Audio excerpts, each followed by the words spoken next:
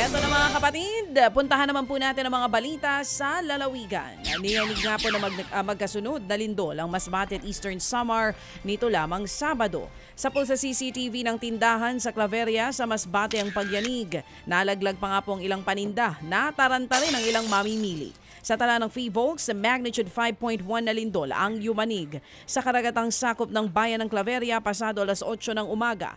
Naramdaman din ang intensity 3 sa Legazpi City, Albay. Muli po nagbuga naman ng abo ang Bulkang Canlaon sa Negros Island. Makikita po ang pagbuga nito ng volcanic ash pasado alas 2 ng hapon noong Sabado. At ayon sa FIVOLCS, tumagal ito ng hanggang 8 minuto. Nasundan pa yan ng isa pang ash emission at mag-aalas 6 ng gabi.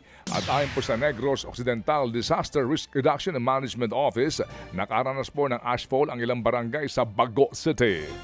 Samantala, sugatan naman sa pananambang ang 3 opisyal ng Barangay Kaya-Kaya sa Dato Abdullah Sangki, Maguindanao del Sur.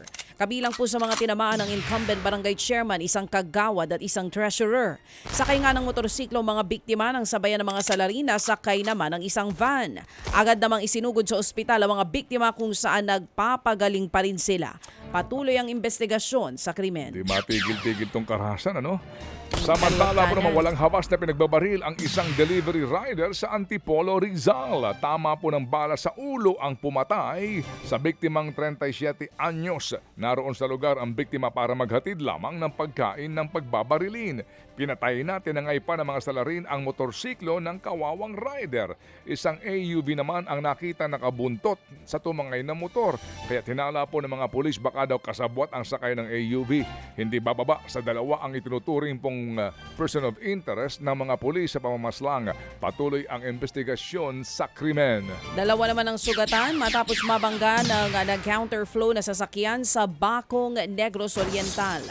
Sa isang video, kitang humaharurot ang sasakyan habang dumadaan sa kasalubong na lane. Muntik pa nitong mabangga ang ibang sasakyan at maging ang isang bus. Huminto lamang ito nang mabanggana ng isang motorsiklo. Sugatan ng rider at backride ng motor na agad ding dinala sa ospital. Dinala sa presinto ang driver ng nag-counterflow na napag-alamang isang New Zealand national. Ayon sa ilang testigo, nagmamadali raw ang dayuhan dahil nahirapang huminga kaya nag-counterflow ito. Sasampahan naman siya ng mga kaukulang reklamo.